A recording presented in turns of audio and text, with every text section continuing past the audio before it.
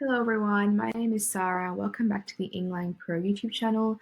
I'm one of the tutors here, and today you're going to be learning about Australian English from a Raw 48 scorer. So let's jump right into it. Now, before we actually talk about the actual features of Australian English, we have to talk about the Australian values first. So the Australian values are really important because understanding them actually allows us to further understand why we use the language that we use. A few of the values that we have in our Australian culture is that we're really laid back, we value sincerity, honesty, we're quite humorous, and we're quite anti-authoritarian, which means we don't really like being told what to do. We quite like making our own decisions and working with our fellow people to figure things out. And egalitarianism also relates to that in that it appreciates unity and it appreciates togetherness and mateship. And so understanding these values can really help us to also understand the language that we use because, as you may know, language and identity are really closely linked, and you can get a lot from a person just by looking at the kind of language that they use, whether it be their accent, whether it be their vocabulary, whether it be the kind of jokes they make, or their ethnolect. All of these are really significant parts of what makes a person a person. So let's move into actual Australian English and what kind of makes it what it is. The first kind of part of Australian English that we're going to talk about are the accent variations. So there's 3 different accents in Australian English. They're not all used to an equal extent. Some of them are used more, some are used less. But the first one is the broad Australian accent. This is like the stereotypical accent that the rest of the world kind of assumes Australians use. You may know it as a Bogan accent, but it is still spoken in some areas of Australia, like rural areas, but just in general Australian society and, as far as, the common accent goes, it's not used that commonly, as opposed to the general accent, which is the one that's predominantly used by most Australians. It's the one that I'm speaking now. It's the one that many of you probably are speaking as well. And it's much more neutral because it's not as loose as the broad accent, but it's also not as refined and articulate as the cultivated accent. And so the cultivated accent is the accent that's kind of closer to British received pronunciation. And this specific accent is really refined. It's really formal in its articulation, and it used to be seen as a symbol of prestige or formality or status. Just like the broad Australian accent, it's not as used today, especially because Australians are increasingly valuing their own identity and kind of constructing their own accent that marks its identity. And so those are the 3 accents that you should know about, especially in a SAC, for instance, if they might ask you a question about Australian English. It's good to have this knowledge in your brain to answer those questions really well. So moving on to lexical and morphological features of Australian English, we have quite a few very interesting and unique features, and starting off strong, we have slang. So some slang terms that Australians might be perceived to use, or people might think we use quite often, aren't really used as much.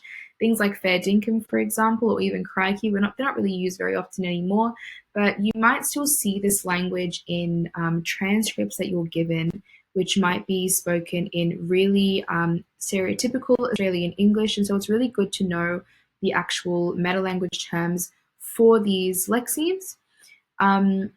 So slang is the first thing. It's very innovative and it's quite unique to Australian English.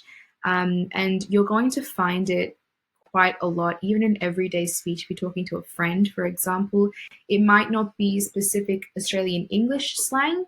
It might be slang that's entered the language because of social media, or it might be a different influence. But one way or another, there's going to be slang in Australian English, and all those influences are really also they also lend themselves to very robust discussion about the influences that have actually created this change in language as well. Second thing is swearing. So swearing is interestingly seen as something that's quite normal in Australian English, whereas it might be seen as something that's disrespectful or informal, or it might indicate a lack of professionalism in other cultures. It's really normal in Australian English, and it's actually seen as quite strange if you don't swear. Just, a really strange cultural thing as well.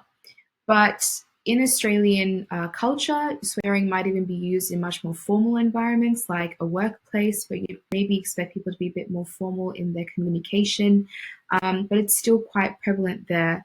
And that really indicates the kind of laid back attitude we have to life and even to places where we might be expected to be a bit more serious. We're more relaxed, and we really value that mateship and that relaxed attitude to all parts of life, not just parts that are meant to be relaxed or more casual. A really big part of the Australian identity is our recognition of Indigenous culture and Indigenous language, and we can see this influence in a range of different actual Indigenous language terms that have been borrowed from these languages and included in Australian English, and we use them quite commonly. Things like place names, for example, Warragul, Geelong, Cooraboo, we probably read them every single day on freeways. We might not actually register they're actually Indigenous terms, but that kind of normalization of these Indigenous languages is a really big part of the Australian identity as well, as we increasingly value a movement away from like a colonial past and homogenous sort of language-speaking society to one that's much more inclusive and understanding of the kinds of things we have to correct in our culture as well. So the next one is a little bit more common, and it's one that we probably all employ in our speech as well, and this is diminutives. So this is when we kind of shorten a word and add either the IE or the O suffix to it in order to just make it really casual and really short. So for example, brekkie instead of breakfast, or journo instead of journalist, or ava instead of afternoon. We shorten these words to not only make it easier for us, but to also make our language a bit more accessible and a bit less formal. Because again, we really value that casual tenor between people that we converse with, and also that value of friendliness and a laid back attitude is really greatly appreciated.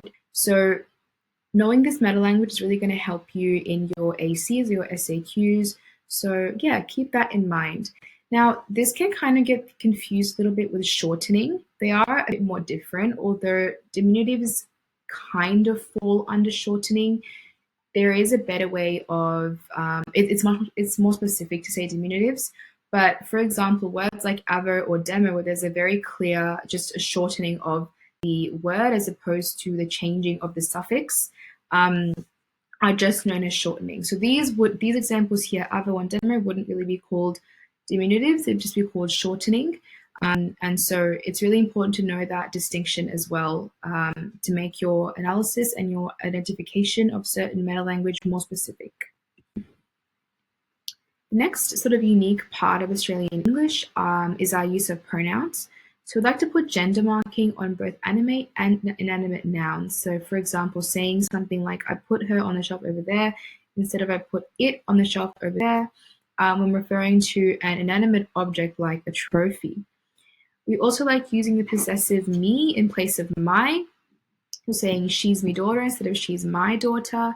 Collective pronoun us in place of me, which is like, give us a smile instead of give me a smile. And the demonstrative them in place of those, as in one of them things instead of one of those things. And the reason why we do this is because, again, we don't really like being told what to do. So we like moving away from those prescriptivist attitudes and kind of creating our own standards of language that are seen as non-standard, but they're also quite innovative and unique to the Australian culture and identity.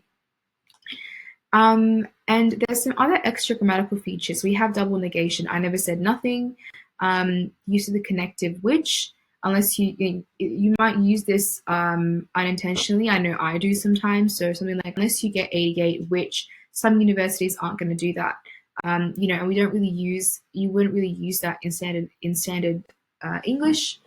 And then we also have sentence final hedging of but. So it's a bit dodgy but instead of saying but it's a bit dodgy. So that really non-standard ordering, that non-standard negation, and the use of connectives, all of which again indicate that movement away from prescriptivist attitudes and a value for uniqueness and innovation and linguistic innovation.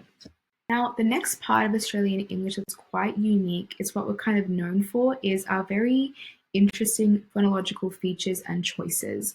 Now, straight up, Australian English and the Australian accent is non-rhotic, which means you don't actually pronounce the R sounds at the end of words or when they occur before a consonant. So that could be better or heart. We don't say better or heart, which might be heard in American English, for example. So that's a really interesting part of our language. But although we might not pronounce the R sound in certain words that we use, we actually tend to add them in to other parts of our language, especially when we're saying strings of words in fast-paced utterances. So slowly, I might say idea of it, but if I'm saying it fast, it sounds more like idea of it. Or law and order sounds more like law and order. So we add in that extra linking R there. It's called a linking R or an intrusive R, because it actually helps us keep our speech more fluid and helps us, speak a bit faster with more enthusiasm as well.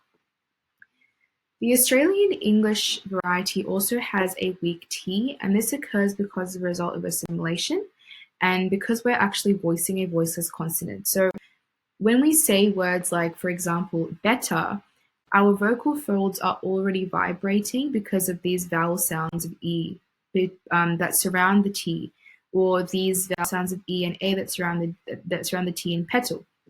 And because they're already vibrating, and T, the T sound, is a voiceless consonant, we don't actually have to make any sound from our vocal folds to say the T sound. We choose to actually resort to the D sound, which makes it easier for us to communicate that word much smoother.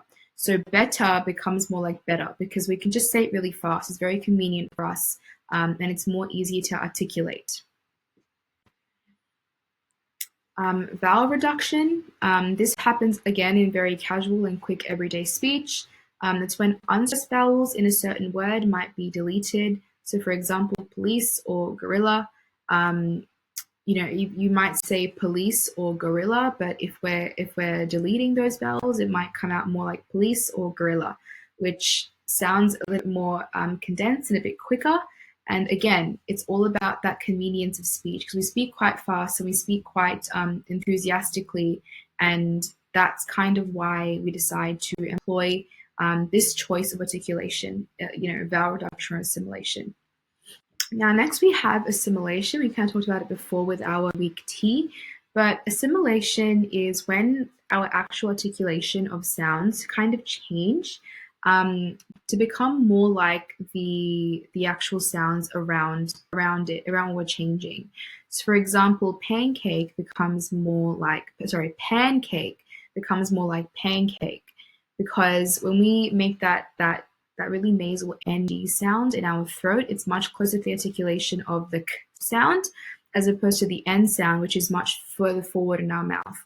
So assimilation is when we kind of change how we articulate certain sounds to make it more convenient for us and to pronounce that word with easier articulation and increased sort of convenience. Elision is also known as deletion. So that's the actual complete omission of certain sounds. So for example, instead of saying grandma, we might say grandma. We completely get rid of that N and that D sound. And in crackers and cheese, we're going to say crackers and cheese. We completely get rid of that D sound. Again, makes it easier to say. And then insertion is when we actually add sounds in. So this might depend on the kind of accent you speak as well. This is quite common as well in ethnolex, which might have influences from other languages, but it still might occur in Australian English. So for example, saying athlete instead of athlete, make that transition between that voice sound to the the voiced L sound much easier. We add that vowel of E in between to make it easier for us to say it, basically. Now, finally, a really key prosodic feature of Australian English is called high rising terminal. So this is when we employ that rising intonation at the end of our speech. And the reason we do this is because Australians don't really like being too imposing. We don't like, being a burden on people we're talking to, and we're also constantly seeking validation and agreement from people we're talking to. So, for example, we might say, "So I kind of didn't feel like it, so I decided not to go, but I kind of feel bad now." That rising intonation, that high rising terminal, ultimately makes us seem a bit more genuine, and like we're not really trying to feel too confident or too arrogant or too prideful, but it also allows us to gain that validation or that agreement from our participants in our conversations. So hopefully you've learned something about Australian English now. If you have any questions at all, please do let us know. We're happy to make any more content on things you might not be as clear about in Australian English. But these are some key sort of meta-language terms and ways of classing certain language choices that's going to make your essays and your ACs a bit more specific and a bit more accurate when you do identify them in your writing. So thank you so much for watching, and best of luck with all your English language studies. Bye-bye.